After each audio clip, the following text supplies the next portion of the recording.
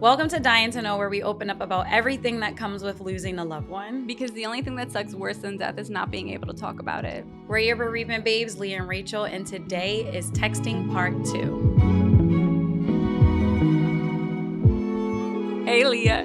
How you doing today? Good. Ready to keep going? Yeah, it's the same day. Let's do it. Yeah, so Part 2, we're going to dive into the text messages or phone calls or communication that we had to send to family members to alert, or friends, to alert them of the passing of our fathers. So what was your story like? You're the oldest. Yeah. I feel like you took that role on pretty seriously during this time. I will say me and my brothers kind of split up the role when it came to the announcements. Okay. For us, my dad had a bunch of siblings. We all kind of like divided it up. Mm-hmm. We did a first kind of round of calls when we first heard he was going into cardiac arrest. And then after he passed, we did another round of calls where it was like a sister. I think I had two sisters. Each brother had some. So like, your dad's sisters. Yeah, my dad's siblings. Yeah, we and it was almost also to take it a little bit off of my mom too, or a lot off of my mom, just because she was seeing a lot, dealing with a lot. So we each took our turns, and I think it's calls that like you never want to have to make at all in your life.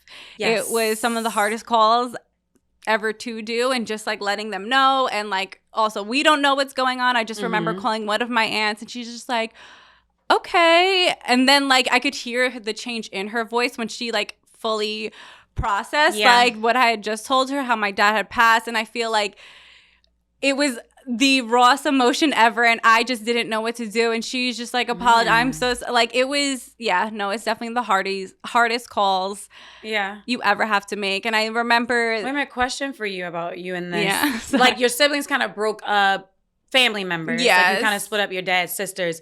Was there, I'm assuming this was after you all had found out that he had passed. Yeah. Was there a strategy meeting? Or, you know what I mean? Like, was there like, I'm going to do this and you were directing them? Or did everyone just kind of like step up? I think we all kind of just like stepped up and said who like each would call. I don't remember like a specific meeting. I do remember being like, it was in the hospital lobby.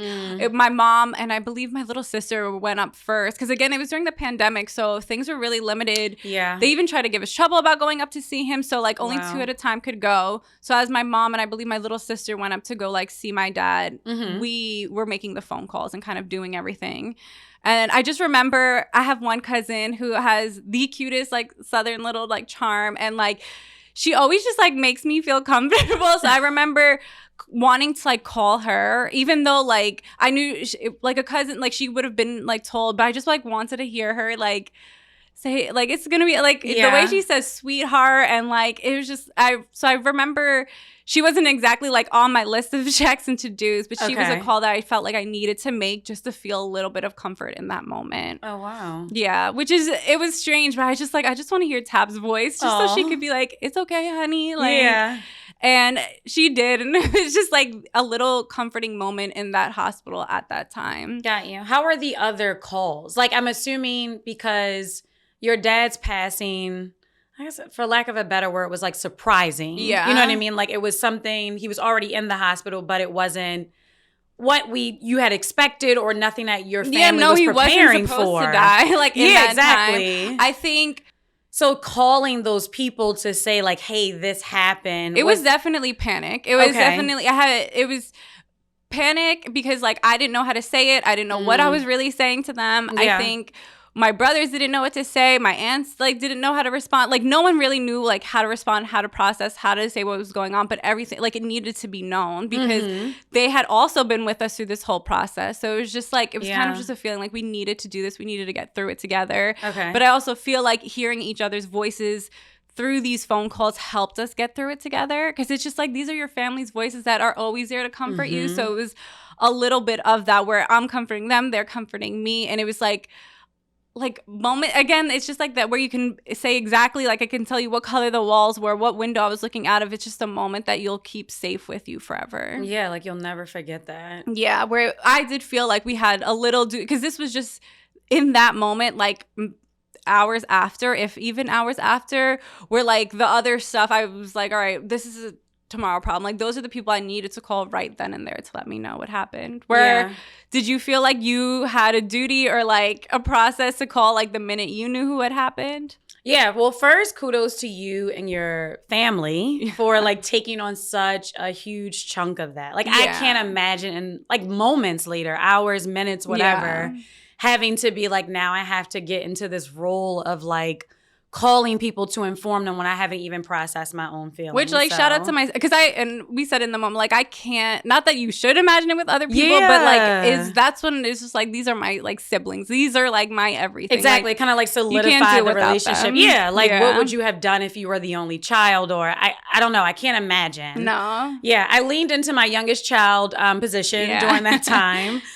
So for me, it was a little different. I feel like my mom took the role on the most. Mm-hmm. Like when I got to the hospital, she had already been there and there were other family members already present. Yeah. And I remember hearing her repeat the story on the phone when I wasn't kind of like sure what was happening. Like we got a call that everyone would show up. So I was kind of like, is this it? Is it not? Like I wasn't really sure what was happening. And once I got there and I, spoke to her, my uncle was the one who kind of like informed me my mom was on the phone.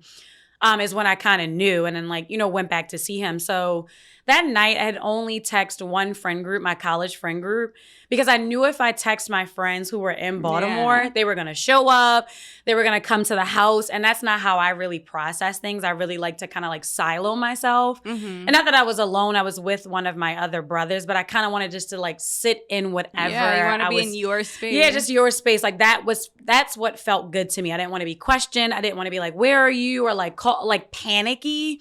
I just wanted to kind of be like in a room alone. And there were other people who were coming. So I was kind of shielded from like having to inform people. The only people I had to inform was like our friend group and other close friends before I like posted anything on social media. I wanted people who are very close to me to know like, hey, we're friends. I hate to text something like this, but this is what happened to me last night. I kind of got into those like informing text messages and phone calls the day after or maybe another day after his passing. Yeah, no, I feel the same way where I think I told one friend that night, and again, my best friend who I like let know. I was just like, this happened to me. Like, you're my best friend. You should know. Yeah. And I felt bad because her initial reaction, of course, was to call, but for me, I just like couldn't. It was so much. I just had finished doing all the phone calls.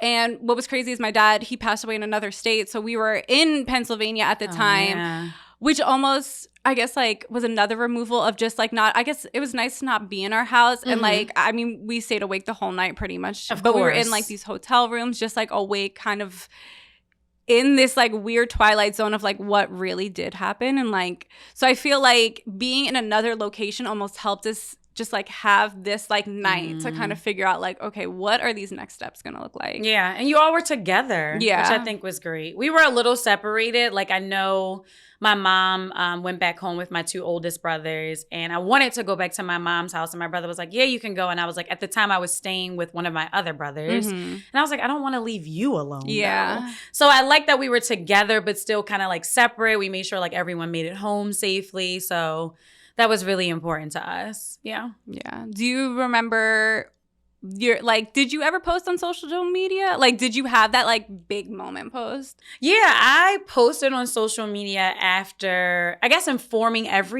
maybe I wasn't good with informing everyone that I should have. Yeah. So maybe some people were shocked, but it was just a photograph of me and my dad and the information for his services. We had a viewing and we also had a funeral. What about you? Did you like announce his passing and then also information or? I did again once I think maybe 2 days passed. I kind of like let my friends know because we had to let work know, and a lot of that is crossed over between friends and work. So I did want to make sure like you guys knew first and not hear through the grapevine. Like I wanted you guys to feel like you are my friends and family. Yeah. So I did that, and then I feel like I had to almost post on social media just because I was getting hit up from other people just about like hanging out or what to do. And like, I didn't want to constantly be like, my dad passed, my dad passed. So I almost posted, and I don't know if I felt 100% ready, but just to take a little bit off my back. And I was like, I knew the condolences would flood in, but I almost rather deal with that than deal with someone being like, what are you doing today? Yeah. Are you like, and just, because I couldn't have an ordinary conversation. Exactly, yeah. But I also didn't want to hit up like, hear some random person be like, how are you doing? Like, or what's up? And then have to be like, yeah, so this happened to me. I almost did it to end a lot of things and like give myself that space. Yeah. And it's crazy to think like years ago that like social media would have never been in the conversation of today. But like now when someone passes, you have to think about it. And then even when the deceased has their own social media pages, like, is it mine? Am I posting on theirs?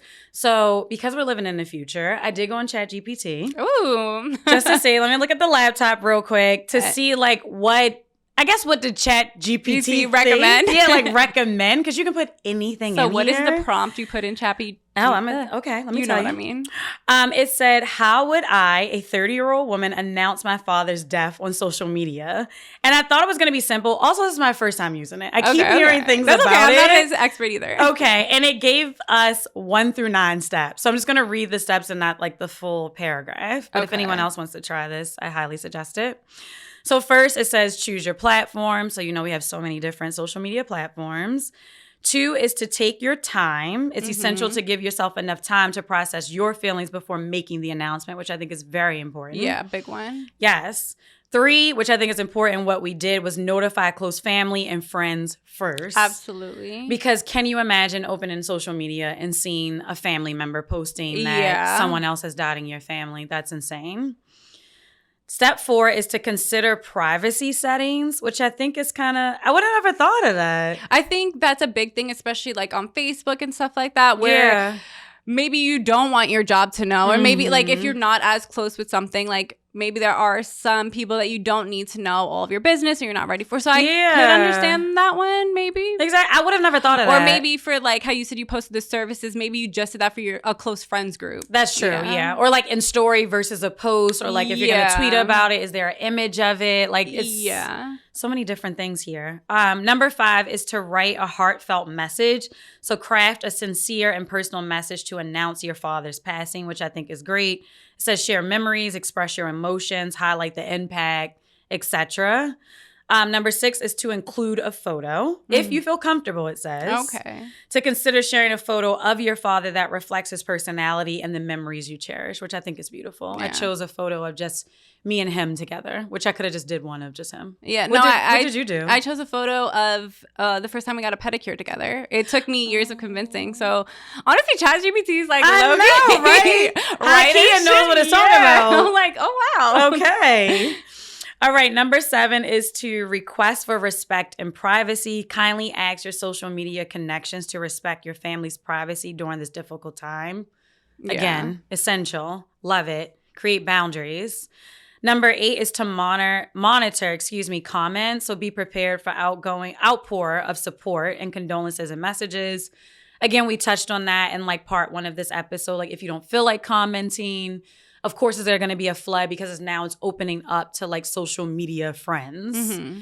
And then the last step is to consider a tribute or a memorial page, which is something I did not do. Do you have one or thought of that? We did actually do that because my dad was also a recipient of a kidney a new kidney. Like he had a kidney transplant. So we did say in lieu of flowers, if you wanted to make a donation to the St. Barnabas transplant center. Okay. So we did that. I don't know. I know we included it in like the obituary and stuff like that. I don't know if I did social media, but people did ask, and they helped give him so much life. So we wanted to do something special for them and like really give that and like help give more life as much as possible. So tribute or tributes. I'm not exactly sure what it's called, but that was a part of it for sure that we sent out. Oh, that's beautiful. Yeah. I love that. No, it was nice because they also mailed you like so-and-so sent it. So it was fun to get those letters in to see like they are getting stuff and like his memory is like living on in other ways. Exactly. Yeah. I did remember people questioning like, should we do a bench or like honor him in some memory? Was there something your father did like donate to his church or different things of that nature?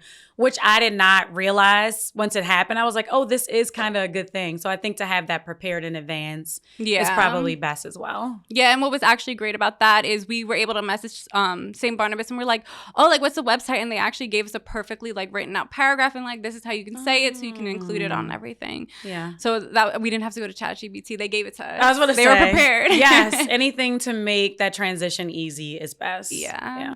Today's episode is in memory of Rachel's grandfather, Edward Lauford, who is missed every day. Again, we're your bereavement babes, Leah and Rachel, and we'll see you on the other side.